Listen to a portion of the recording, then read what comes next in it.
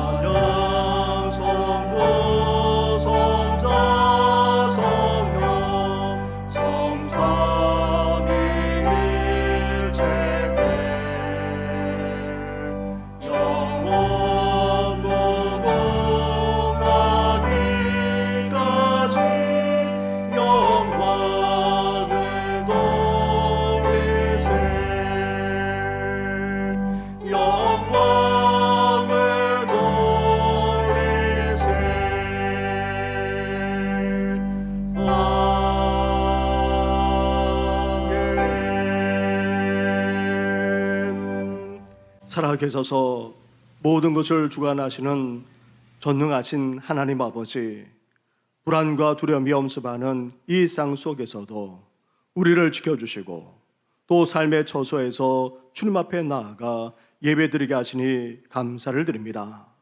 이 시간 우리 자신의 죄만 아니라 우리 가정과 자녀들의 죄, 우리 교회와 다음 세대들의 죄, 나아가 우리 사회와 이웃, 이 나라 이 민족의 죄까지도 용서하여 주시옵소서. 나아가 은밀한 가운데 저질렀던 그 죄악까지도 고백하오니 우리를 불쌍히 여기시고 긍휼히 여겨 주시옵소서.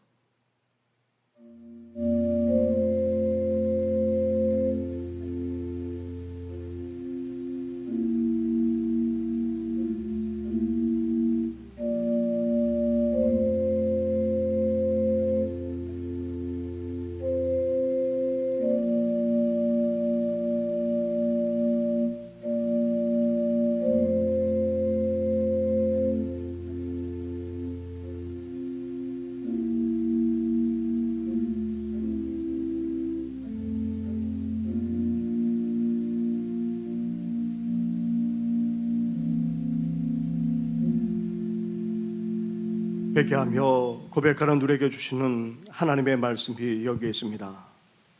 내 이름으로 일컫는 내 백성이 그들의 악한 길에서 떠나 스스로 낮추고 기도하여 내 얼굴을 찾으면 내가 하늘에서 듣고 그들의 죄를 사하고 그들의 땅을 고칠지니라. 아멘. 이제 사도신경으로 우리 신앙을 고백하오니 나는 전능하신 아버지 하나님 천지의 창조주를 믿습니다. 나는 그의 유일하신 아들 우리 주 예수 그리스도를 믿습니다. 그는 성령으로 잉태되어 동정녀 마리아에게서 나시고 본디오 빌라도에게 고난을 받아 십자가에 못 박혀 죽으시고 장사된 지 사흘 만에 죽은 자 가운데서 다시 살아나셨으며 하늘에 오르시어 전능하신 아버지 하나님 우편에 앉아 계시다가 거기로부터 살아있는 자와 죽은 자를 심판하러 오십니다. 나는 성령을 믿으며 거룩한 공교회와 성도의 교제와 죄를 용서받는 것과 몸의 부활과 영생을 믿습니다. 아멘.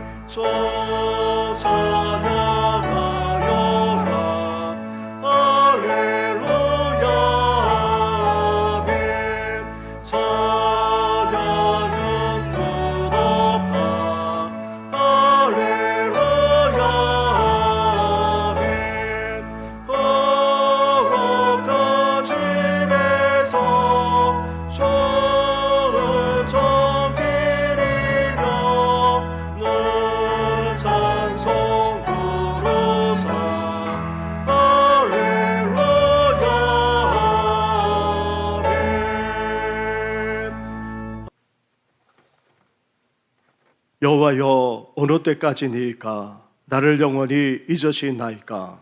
내 얼굴을 나에게서 어느 때까지 숨기시겠나이까? 나의 영혼이 번민하고 종일토록 마음에 근심하기를 어느 때까지 하오며, 내 원수가 나를 치며 자랑하기를 어느 때까지 하리이까? 여호와 내 하나님이여, 나를 생각하사 응답하시고 나의 눈을 밝히소서. 두렵건대 내가 사망의 잠을 잘까 하오며, 두렵건대 나의 원수가 이르기를 내가 그를 이겼다 할까 하오며, 내가 흔들릴 때에 나의 대적들이 기뻐할까 하나이다. 나는 오직 주의 사랑을 의지하여 싸우니 나의 마음은 주의 구원을 기뻐하리이다. 내가 여호와를 찬송하리니 이는 주께서 내게 응덕을 베푸심이로다. 아멘. 사랑과 은혜가 풍성하신 하나님, 한 주간의 삶도 우리의 건강과 가정의 평강을 지켜주시는 하나님 아버지, 감사와 찬송을 올려드립니다. 코로나19 재확산으로 인하여 또다시 주님 전에 나와 예배를 드리지 못하고 온라인 예배를 드릴 수밖에 없는 현실이 너무나 가슴 아프고 안타깝지 않을 수 없습니다. 우리의 형편과 처지를 아시는 주님, 성도님들 각자의 처소에서 하나님께 예배 드릴 수 있는 자 된 것을 감사하며 고요히 머리 숙여 은혜를 기다리오니 성령으로 새롭게 거듭나게 하시며 삶의 의욕을 갖게 하옵소서. 하나님 사랑으로 예수 그리스도를 보내주셔서 우리를 죄와 사망에서 구원하여 주시고 이 시간도 예수 그리스도의 피의 보혈로 구원받아 주님 앞에 경배드리고자 합니다. 성령께서 친히 인도하여 주옵소서. 논밭에 오곡백개가 이 여름을 지나야 수확의 풍성한 가을을 맞이하듯 우리도 이 여름을 참고 지내어 열매 맺는 사람이 되고 성숙할 것을 믿습니다. 교회와 다음 세대를 위하여 기도드립니다. 코로나19 재확산으로 인하여 여름 성경학교와 수련회가 연기된 가운데 있습니다. 학생들 건강 지켜주시고 신앙이 흔들리지 않도록 붙잡아 주옵소서. 아침 이슬 같은 청년들 진학, 취업, 결혼 여러 문제들이 힘들고 어려운 가운데 있습니다. 성도님들의 많은 기도로 후원하여 주옵소서. 연로하신 성도님들 건강 지켜주시고 고통 가운데 병상에 있는 환우들 주님의 팔로 붙잡아 주셔서 어서 속히 회복되어 주님 전에 나올 수 있도록 도와주옵소서. 이 나라를 위하여 기도드립니다.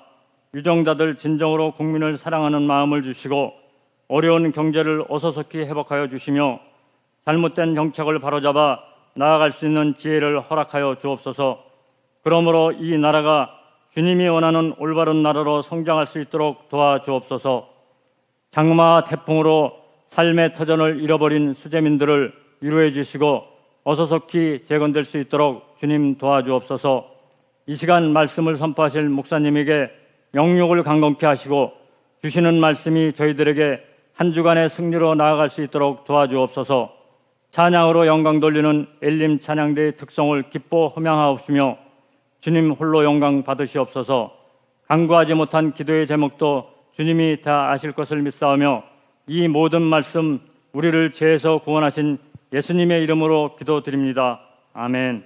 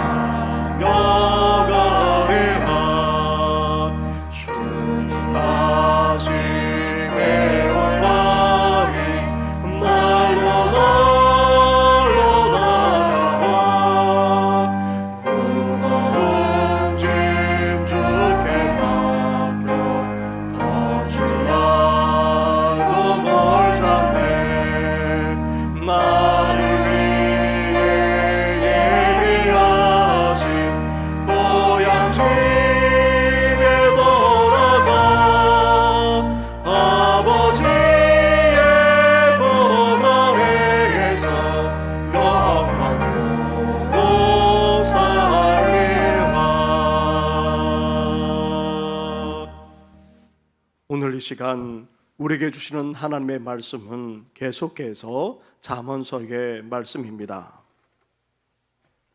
잠언 10장의 말씀입니다. 10장 22절부터 30절까지의 말씀을 봉독해 드리겠습니다. 여호와께서 주시는 복은 사람을 부하게 하고 근심을 겸하여 주지 아니하시느니라. 미련한 자는 행악으로 낙을 삼는 것 같이 명철한 자는 지혜로 낙을 삼느니라. 악인에게는 그의 두려워하는 것이 임하거니와 의인은 그 원하는 것이 이루어지느니라. 회오리 바람이 지나가면 악인은 없어져도 의인은 영원한 기초 같으니라. 게으른 자는 그 부리는 사람에게 마치 이의 식초 같고 눈의 연기 같으니라. 여호와를 경외하면 장수하느니라. 그러나 악인의 수명은 짧아지느니라. 의인의 소망은 즐거움을 이루어도 악인의 소망은 끊어지느니라.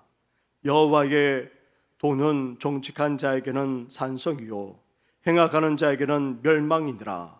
의인은 영영이 이동되지 아니하여도 악인은 땅에 거하지 못하게 되느니라. 아멘.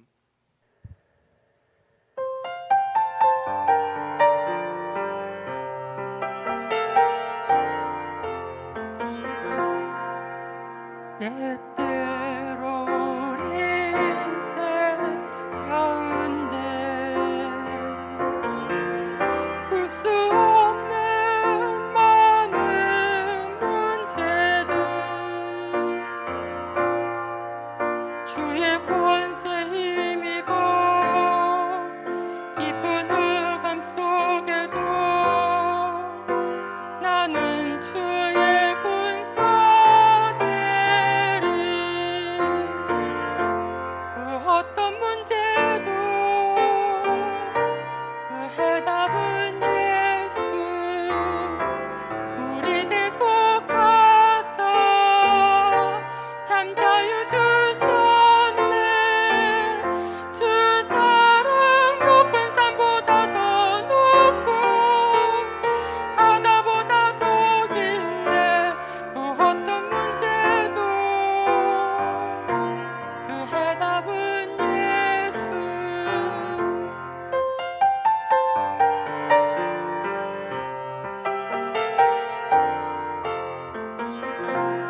우리를 항상 돌보시는 주.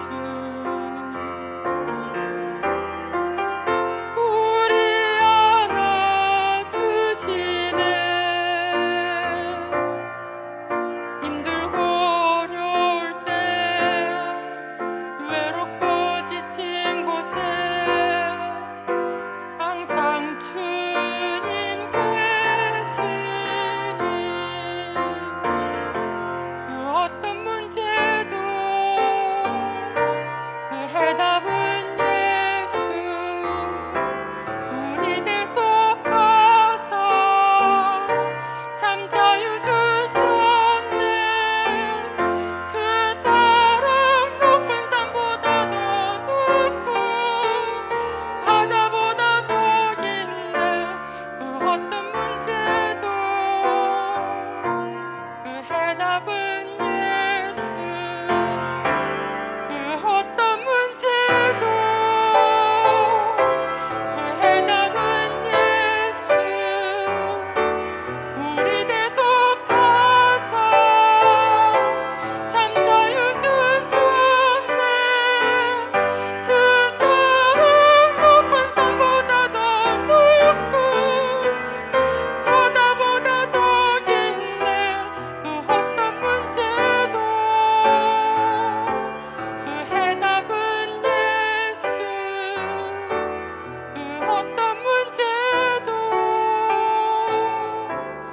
그 해답은 예수.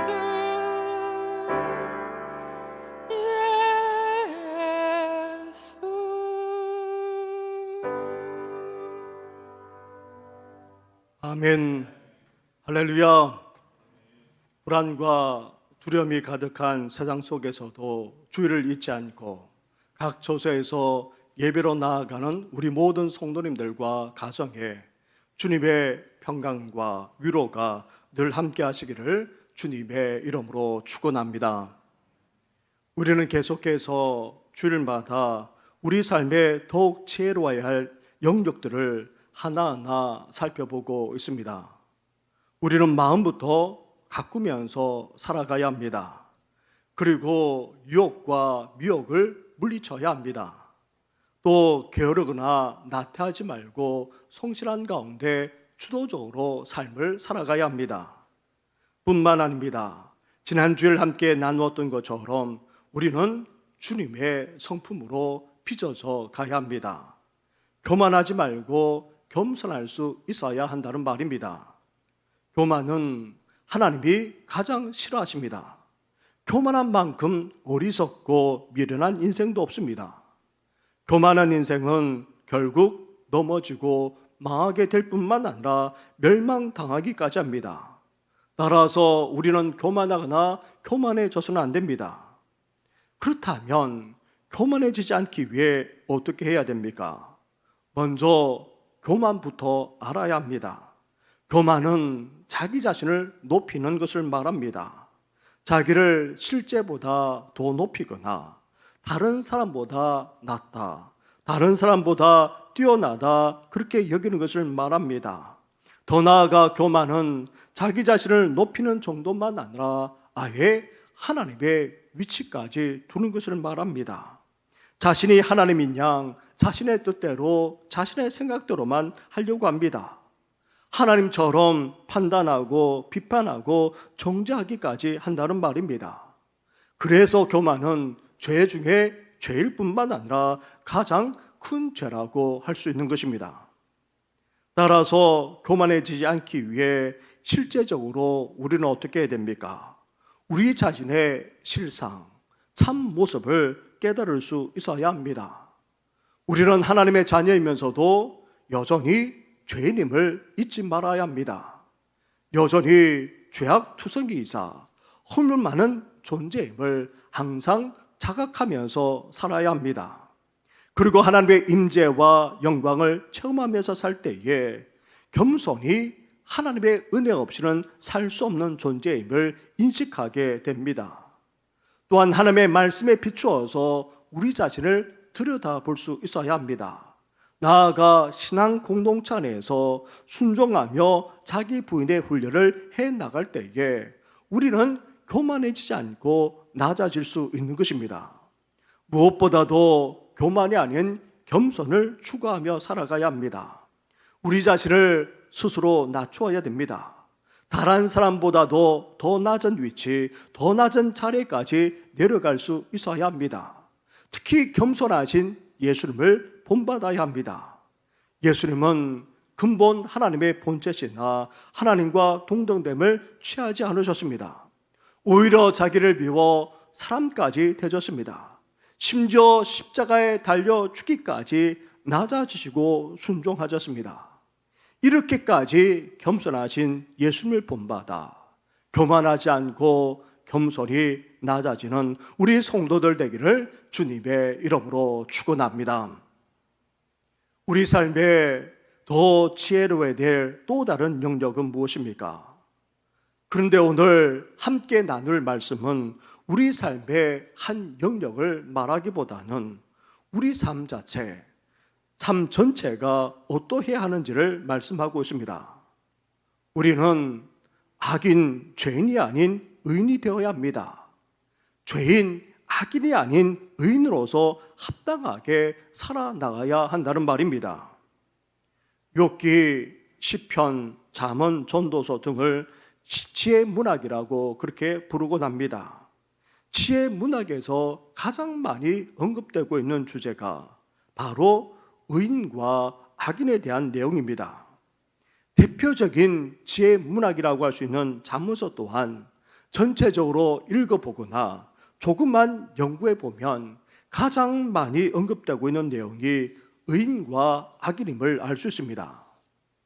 1장부터 9장에서도 간간히 악인과 의인에 대해서 말합니다.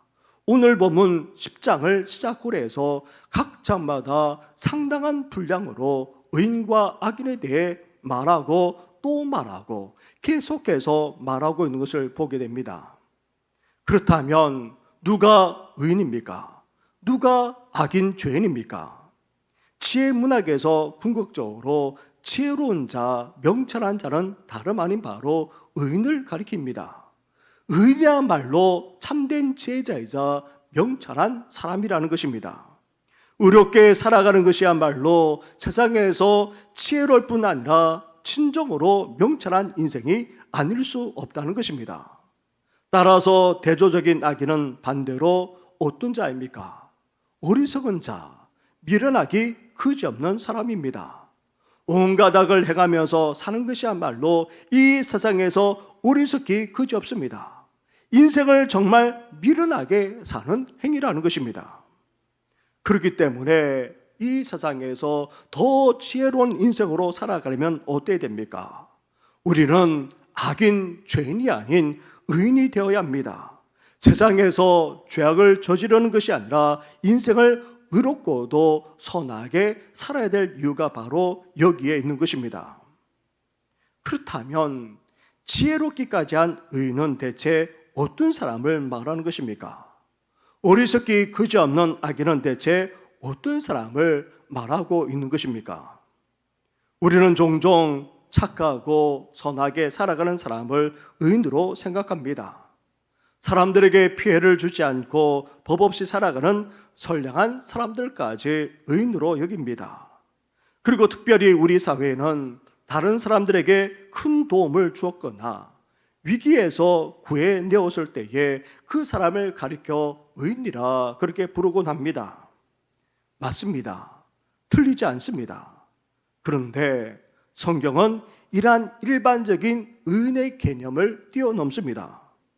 자면서도 일반적인 개념을 거부하지는 않으면서도 또 다른 차원에서 의인을 말하고 있습니다. 그렇다면 잠언에서 말하는 진정한 의인, 악인은 구체적으로 어떤 사람입니까? 의인과 악인을 구분하는 기준은 첫째로 하나님을 경외하는지에 대한 여부에 달려 있습니다. 먼저 잠언 8장 13절 말씀입니다. 8장 13절 말씀을 봉독해 드리겠습니다. 여호와를 경외하는 것은 악을 미워하는 것이라. 나는 교만과 거만과 악한 행실과 폐역한 입을 미워하느니라. 오늘 본문 10장으로 한번 가보시기 바랍니다.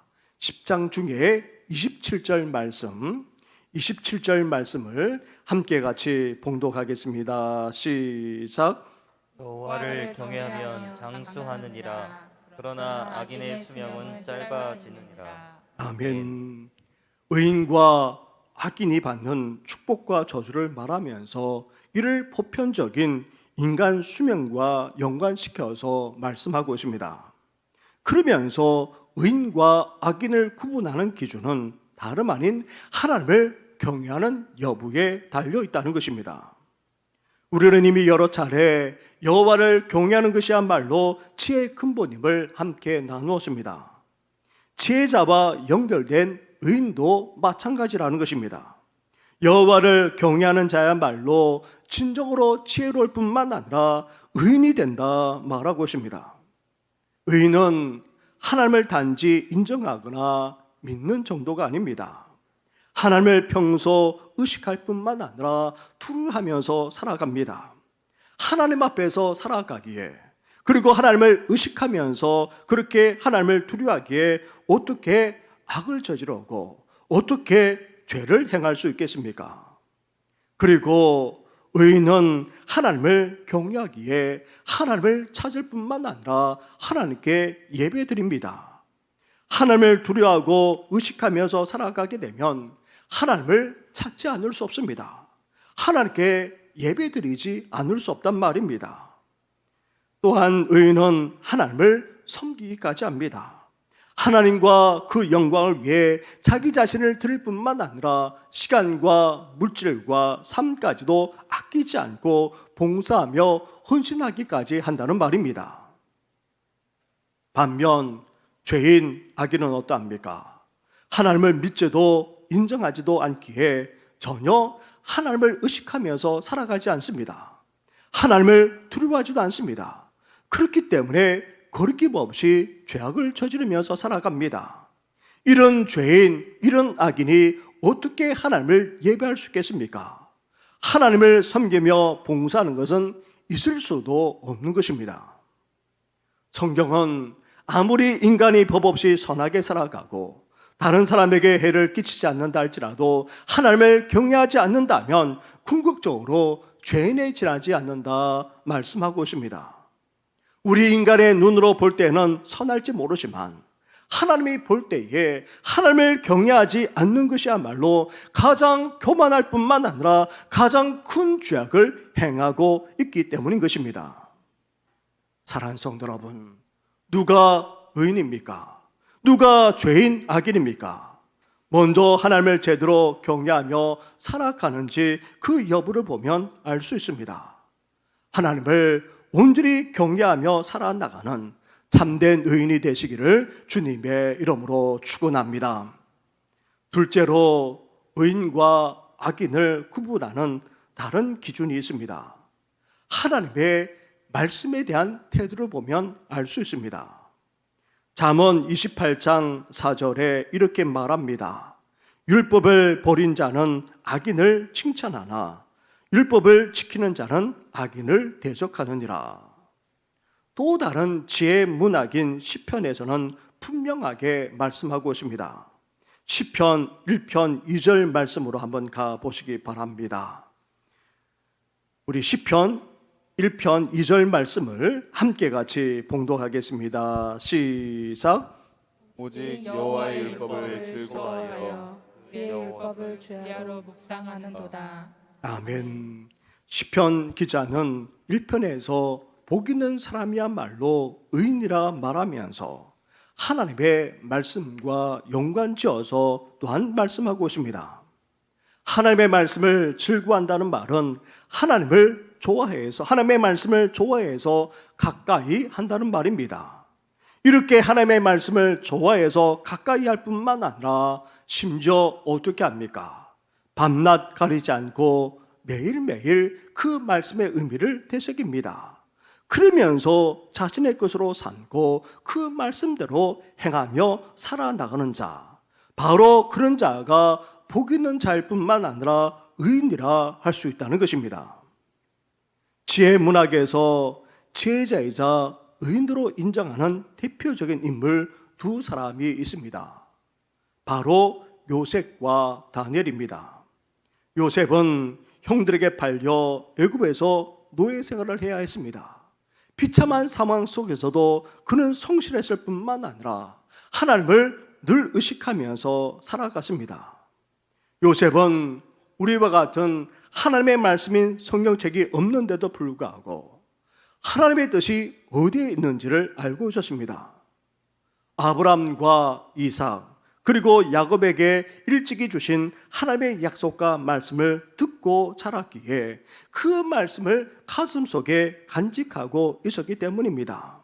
그래서 성적 유혹이 왔을 때에도 이런 다름 아닌 하나님 앞에서 저지르는 큰 죄악임을 알고 그 자리를 피하고 물리칠 수 있었던 것입니다. 다니엘도 마찬가지입니다. 하나님을 경외하는 신앙을 지키고자 그는 친구들과 함께 뜻을 정했습니다. 그 어떤 수고도 그 어떤 희생도 마다하지 않았습니다. 그리고 온갖 권모술수가 넘쳐나는 이방 세상 속에서도 하나님이 주시는 그 지혜를 발휘하면서 하나님의 살아계심을 드러내고 영광을 올려드리기까지 했습니다. 이를 위해 다니엘은 기도하는 삶만 산 것이 아닙니다. 다니엘은 바벨론으로 포로로 끌려온 이후에 이제 더 이상 성경 중심의 삶을 살 수 없다는 것을 알고 하나님의 말씀을 중심으로 해서 살아갔던 것입니다. 특히 다니엘은 70년 후에 다시 본고로 돌아가게 될 것이라는 예레미야 선지자의 예언의 말씀을 읽고는 특별히 금식하며 기도하기까지 했던 그런 사람입니다. 이렇게 다니엘은 하나님을 경외했을 뿐만 아니라 하나님의 말씀을 삶의 중심에 놓고 기도하는 삶까지 살았기에 정말 지혜롭게 살 수 있었던 것입니다. 이렇게 의인은 하나님을 경외할 뿐만 아니라 하나님의 말씀을 삶의 중심에 분명하게 놓는 사람입니다. 하나님의 말씀이라는 분명한 삶의 기준이 있는 자입니다. 하나님을 경외하는 의인은 이렇게 하나님의 말씀을 삶의 중심에 놓고 하나님의 말씀을 가까이 하고 그 의미를 깨달을 뿐만 아니라 그 말씀대로 준행하며 살아가는 자라 할 수 있습니다. 그렇다면 악인 죄인은 어떤 사람입니까? 한마디로 말한다면 삶의 기준이 없는 사람입니다. 본래 죄라는 말도 표적에서 벗어난 것을 말합니다. 그것도 하나님의 말씀이라는 분명한 기준 없이 자기 마음대로 살아가거나 세상 풍조대로 살아가는 자가 다름 아닌 악인이자 죄인이라고 성경은 말합니다. 제가 대학 시절 세계적인 심리학 교수에게서 배울 수 있는 그런 특권을 누렸습니다. 그분의 심리학 수업은 일반 교수님과 전혀 달랐습니다. 학문을 꿰뚫고 있었고 그 어려운 내용을 잘 소화해서 너무나도 쉽고도 분명하게 말하곤 했습니다. 어떨 때는 심리학 수업을 듣고 있었는데 오히려 철학 수업을 듣는 듯한 그런 느낌을 받을 때가 적지 않았습니다.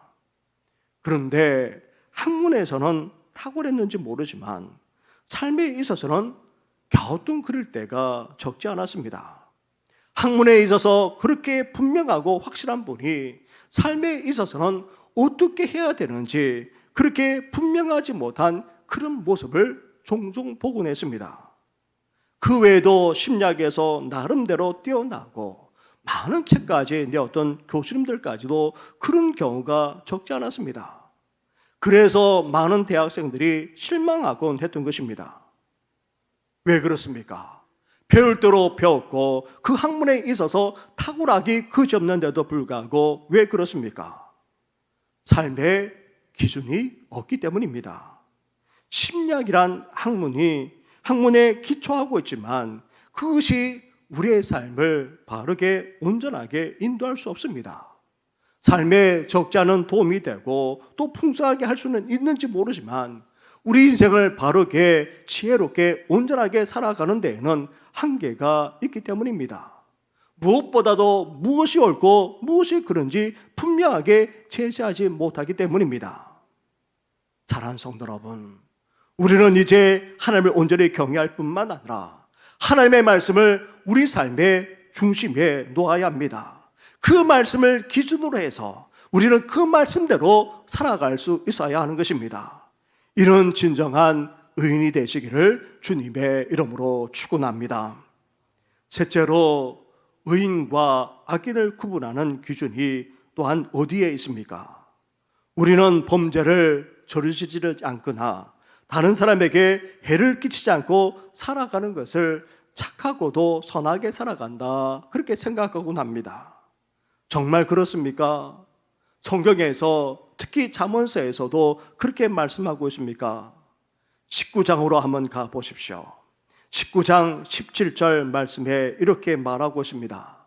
가난한 자를 불쌍히 여기는 것은 여호와께 구워드리는 것이니 그의 선행을 그에게 갚아주리라. 15장으로 한번 가보십시오. 15장 8절과 9절 말씀입니다. 8절을 제가 봉독하고 9절을 같이 하겠습니다.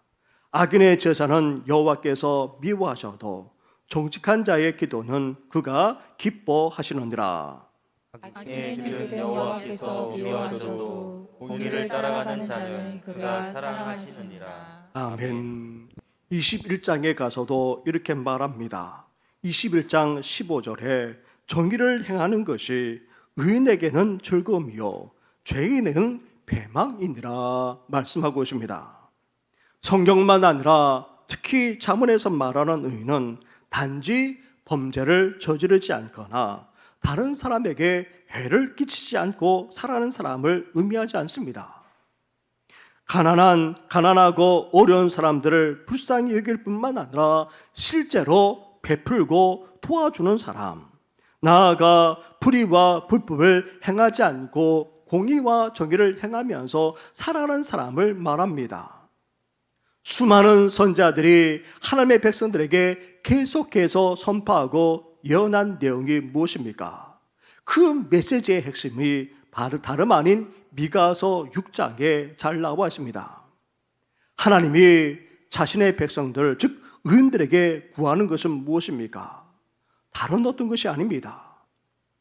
형식적이고 습관적인 그 많은 제사, 그 많은 예배나 그 많은 예불이나 헌금이 아닙니다.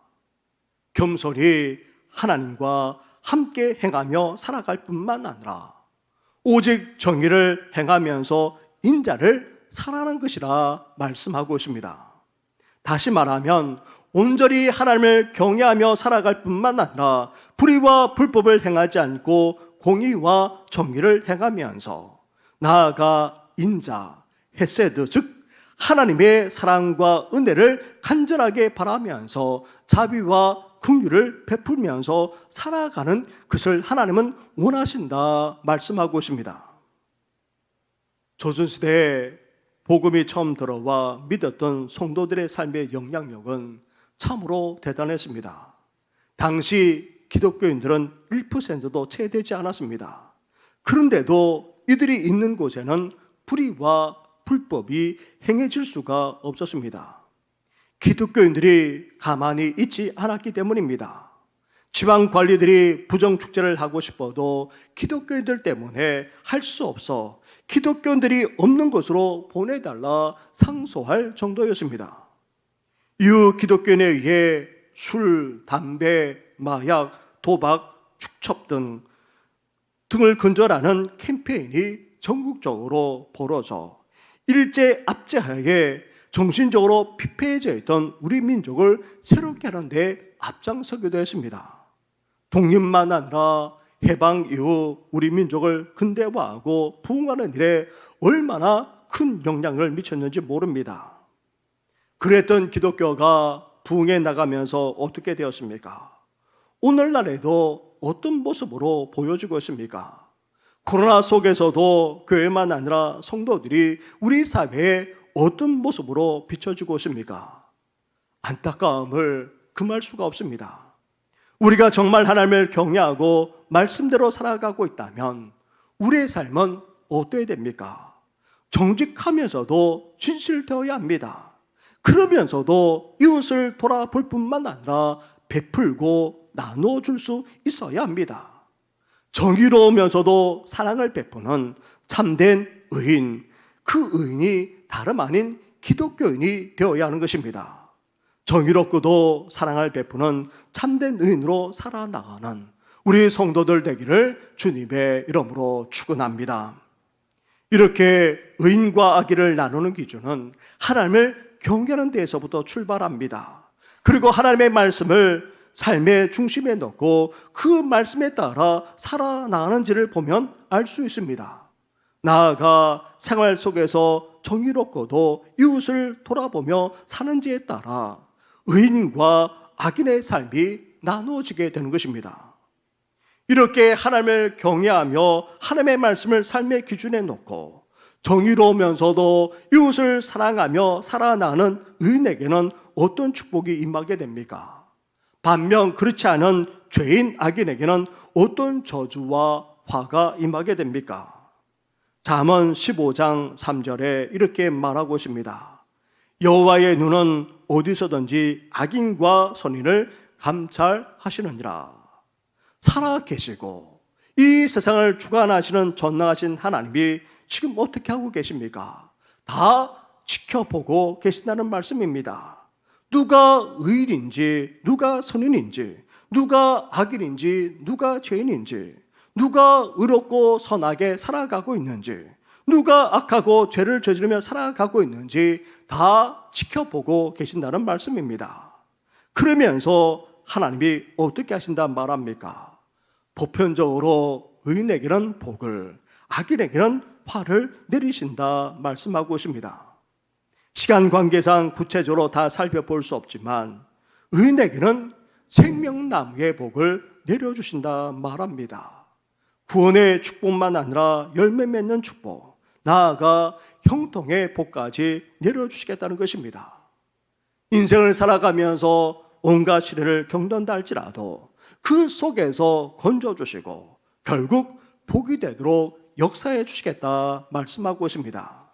그것을 말씀으로 요약하면 다름 아닌 시편 1편 3절 말씀이라 할 수 있습니다. 시편 1편 3절 말씀을 우리 마지막으로 함께 같이 봉독하겠습니다. 시작. 그는 시냇가에 심은 나무가 철을 따라 열매를 맺으며 그 잎사귀가 마르지 아니함 같으니 그가 하는 모든 일이 다 형통하리로다. 아멘. 사랑하는 성도 여러분, 하나님을 온전히 경외할 뿐만 아니라 하나님의 말씀을 삶의 기준으로 삼아 이제 정의롭고도 상을 베푸는 그런 은혜의 삶을 우리는 살 수 있어야 합니다. 그럴 때에 우리 인생이 시냇가에 심은 나무같이 됩니다. 가뭄의 때가 온다 할지라도 그 잎사귀가 마르지 않을 뿐만 아니라 시절을 쫓아 열매를 맺게 되고 더 나아가 하는 모든 일들까지 형통하게 되는 그런 축복이 임하게 되는 것입니다. 은혜의 삶을 살아가심으로 이러한 축복을 누리는 우리 성도들 되기를 주님의 이름으로 축원합니다. 이제 우리는 여호와를 경외할 뿐만 아니라 하나님의 말씀을 우리 삶의 기준으로 삼아야 합니다. 그러면서 실제적으로 정의롭고도 정직하게 살아갈 뿐만 아니라 동시에 이웃을 돌아보고 어렵고 힘든 자들에게 베풀며 나눠주며 살아가야 합니다. 이런 은혜의 삶을 살아가심으로 은혜에게 주시는 하나님의 놀라운 축복을 누리면서 살아나가는 우리 성도들 되기를 주님의 이름으로 축원합니다. 기도드리겠습니다. 하나님 아버지, 우리를 불러주셔서 하나님을 믿고 하나님과 함께 살아나가는 은혜를 베풀어 주지 않았습니까? 이제 의인으로서 이 땅에서 살아나가는 모든 성도들 되게 하여 주시옵소서. 하나님을 경외할 뿐만 아니라 하나님의 말씀을 우리 삶의 중심에 넣고 그 말씀에 입각해서 살아나가는 이 시대의 진정한 의인이 되게 하여 주시옵소서. 더 나아가 구체적으로 삶 속에서 참되게 정직하게 살아가게 하여 주시고 더 나아가 이기적으로 우리 자신만을 위하는 것이 아니라 이웃을 돌아보며 더 나아가 어렵고 힘들게 살아간 자들을 돌아보며 베풀기까지 하는 우리들 될 수 있도록 은혜 허락하여 주시옵소서. 이런 의인으로 살아감으로 하나님께서 약속하시고 하나님께서 주시겠다고 말씀하신 놀라운 축복이 우리 성도들의 삶 가운데 하나하나 열매 맺게 하여 주시고 형통하게 되는 놀라운 축복까지 더하여 주시옵소서. 이 모든 것 예수님의 이름으로 기도드립니다. 아멘.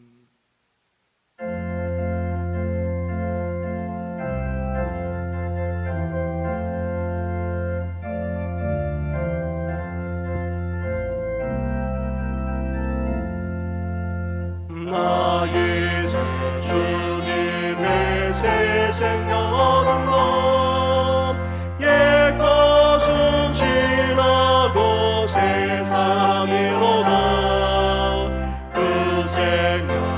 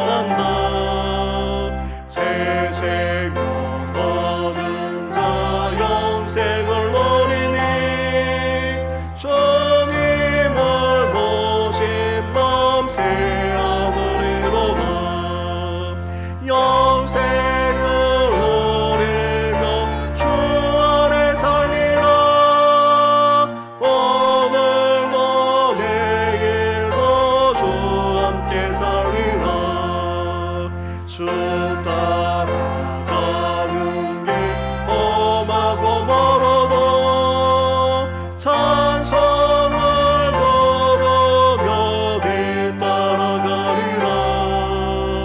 나 주를 모시고 영원히 살리라.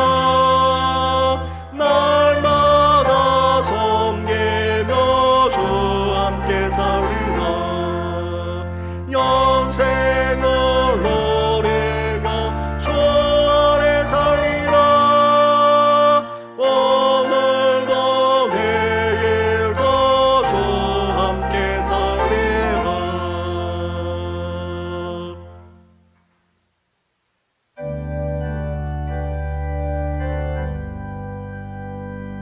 먼 가지 은혜를 받았으니 내 평생 슬프나 즐거우나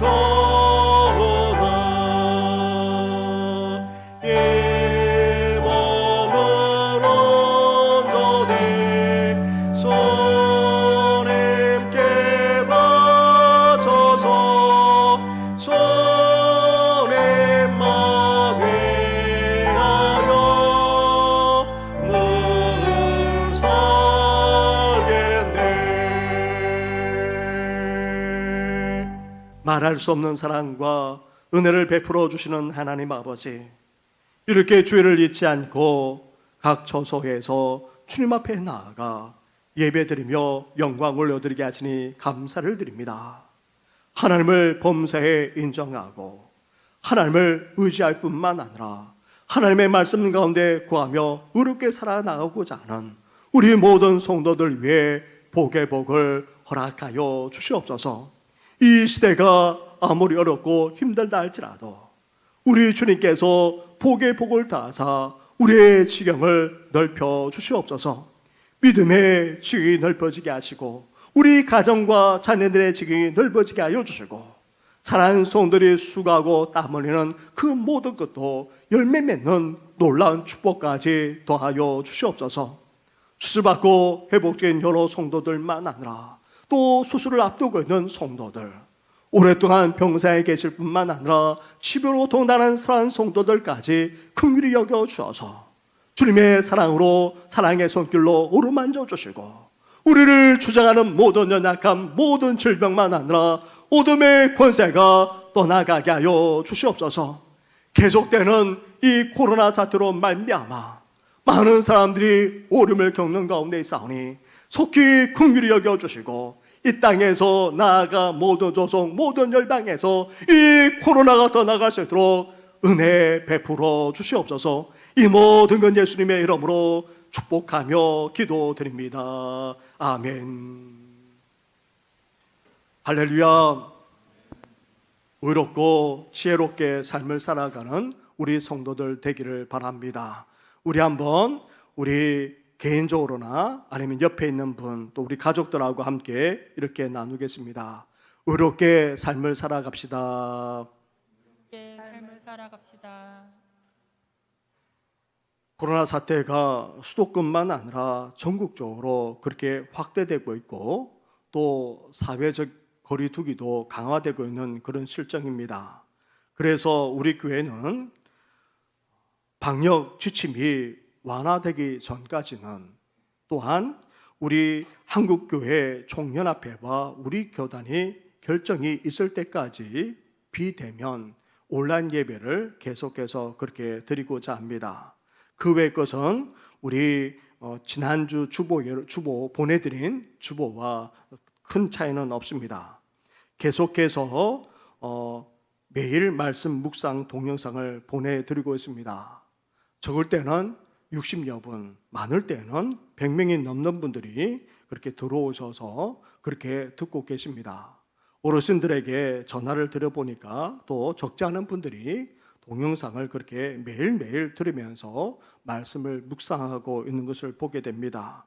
수요 예배만 아니라 주일 예배도 계속해서 동영상을 보내드릴 테니까 이렇게 예배 드려주시고 또 우리 자녀와 후손들까지도 우리 또 동영상 자료를 보내드리니까 예배 드릴 수 있도록 그렇게 권면해 주시면 고맙겠습니다. 그 외에는 보내드리는 주보를 참고해 주시면 되겠습니다. 함께 일어나 찬양으로 하나님께 영광 올려드리겠습니다.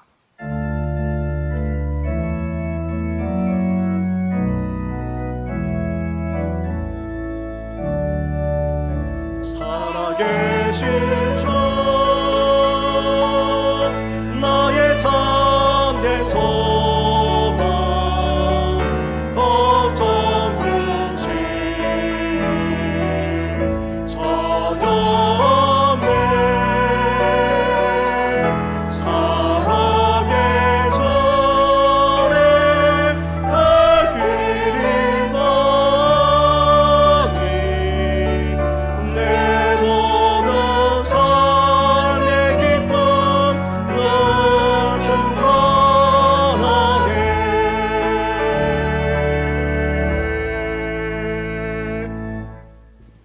이제는 우리 주 예수 그리스도의 은혜와 하나님 아버지의 사랑과 성령의 교통하심이 여호와를 온전히 경외할 뿐만 아니라 하나님의 말씀을 우리 삶의 중심에 넣고 그 말씀의 기준대로 살아갈 뿐만 아니라 이제 정직하게 진실하게 더 나아가 우리 이웃들을 돌아보며 베풀면서 의롭게 살아가고자 하는 우리 모든 성도들 위해 영원토록 함께 하시기를 간절히 축원하옵나이다. 아멘.